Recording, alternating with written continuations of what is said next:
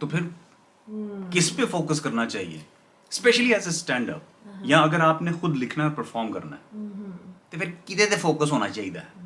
Bag लिखी जाओ, सोची जाओ मजीद बेहतर कैसे हो सकता है, मजीद बेहतर कैसे हो सकता है, नहीं हो सकता है तो फिर इसको अच्छा डिलीवर करो, ये होना चाहिए।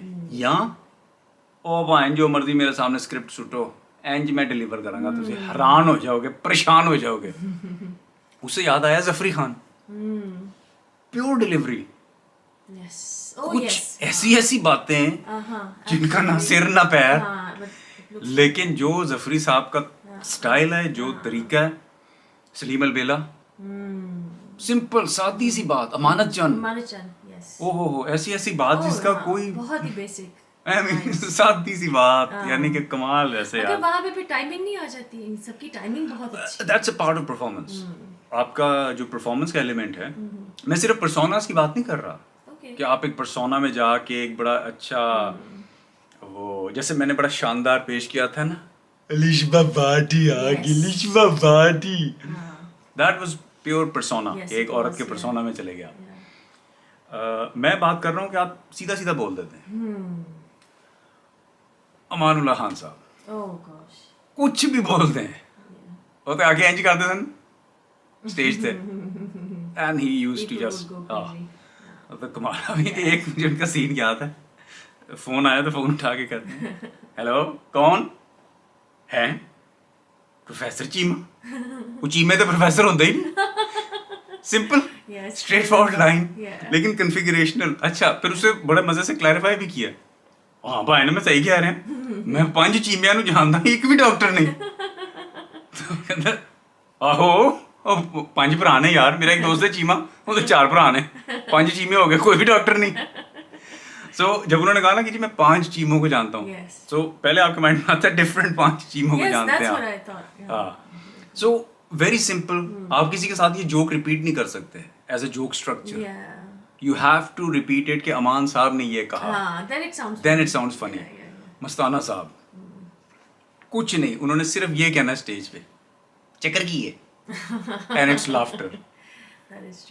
वही आपकी बात, टाइमिंग एंड डिलीवरी। लेकिन लिखा तो कुछ भी नहीं ना किसी ने, राइटर ने ये लिखा होगा कि भाई यहाँ पे मस्ताना साहब कहेंगे चक्कर की है, लेकिन वो मस्ताना साहब ने कहा ना चक्कर की है, पहली बातें स्लो की और एकदम ही तेज बोल दिया। यार ना तू कोई काम करनी है ना तेरा मियाँ, ते ਤੁਹਾਡੇ ਕੋਲ पैसा भी बड़ा है, चक्कर की है ये। सो आई एम स्लाइटली कंफ्यूज्ड। मुझे I am still leaning towards performance, ज़रूरी है, मुझे लगता है बहुत ज़रूरी है, लेकिन क्या राइटिंग पे फिर जोर देना चाहिए कि नहीं? यहाँ तो फिर बंदा डिलीवरी पे काम करे, if both things have to be done together. आपका सिटकॉम्स का क्या एक्सपीरियंस है? आप कहोगे फ्रेंड्स इज वेल रिटन और very well performed? Well, you've actually said it. It's no, I would say it's very well written and very well performed. I would still say it's again 50-50 for me. I mean, all the great sitcoms I've seen so far, it has the same pattern. It's a combination of both. Yeah, it has the same pattern, I would say. अच्छा, अब ये भी है कि format to format चीज़ें different होती रहती हैं। मेरा ख्याल है स्टैंड अप के लिए जोक्स तगड़े होना बहुत ज़रूरी हैं। अगर आपकी डिलीवरी वीक है, अगर आपकी डिलीवरी स्ट्रांग है तो फिर आप कुछ भी डिलीवर कर सकते हो। यार इसमें ज़रूरी चीज़ क्या है यार, मैं फंस गया हूँ, वाकई मेंटल हो रहे हैं सोच सोच के। तो इसके ऊपर यार नहीं, I am not convinced. Okay, अगर हम एक एग्जांपल लेते हैं, मैंने मटेरियल लिखा है और चलो गलती से मैंने अंग्रेजी में मटेरियल लिख दिया है, ठीक है, और मैंने डेव शिपेल को दे दिया। तो डेव शिपेल पहले से मटेरियल देखेगा और क्या, I have to do it, और फिर गालियां शुरू हो जाएंगी। लेकिन अगर हम कहेंगे पायन तुसी डिलीवर करना है, तुसी आप नहीं कुछ कह सकते, ठीक है, मटेरियल मेरा है, डिलीवर तुसी कर रहे हो, I think he will still create laughs. Oh definitely he will, yes. मैं जिस तरह के मर्जी जोक्स लिखूं, वो स्टेज पे आके सिर्फ कोई एक्सप्लेन करता हो, बीच में जब ये कहता है ना however, लोग उस पे हंस पड़ते हैं यार। That's the point, yeah. That's the climax, yeah. हाँ, लेकिन लोग तो हंसेंगे क्योंकि डेव शेपेल बात कर रहा है. No. People are not laughing because he's Dave Chappelle. He's Dave Chappelle because people are laughing. Absolutely right. Yes. कमाल की इंसाइट हुई है भाई, ये तो हुन्ने इंसाइट हो गई है.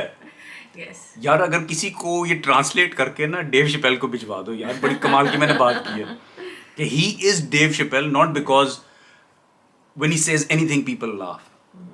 It's the fact that when he says anything people will laugh is what makes him Dave Chappelle. वो इसकी बेहतर ट्रांसलेशन करके भिजवाओ यार उसको. उसको बच्चे ने तारीफ की उसकी अपनी स्किनी कैरामल लाटे पीते हुए, extra hot.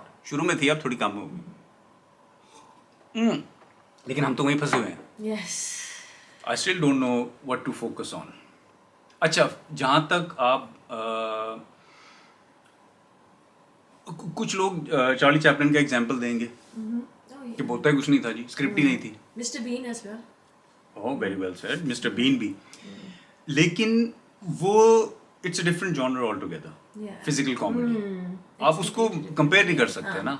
It was not that okay Bean out of choice was not doing that. लेकिन I It's am quite stuck hard. Yes. क्योंकि आगे रिव्यू आना है बिल्ला टून के साथ. उसने बैठ के मेरे रिव्यूज भी करने हैं. Oh gosh. यार मैं रिव्यू से पता नहीं क्यों डर रहा हूँ. मेरा हाल जब से ये बिल्ला टून ने बाल खोले हैं ना, मुझे बड़ा डर लगता है डैन से अब. हाँ लेकिन यार back to square one. Yes. What would you say? But I would say it's a combination of everything. It can't be just one. अगर मैं जफरी खान के डायलॉग्स पेपर पे लिखूँ ना और उन्हें पढ़ूँ, आई वोंट लाफ. No.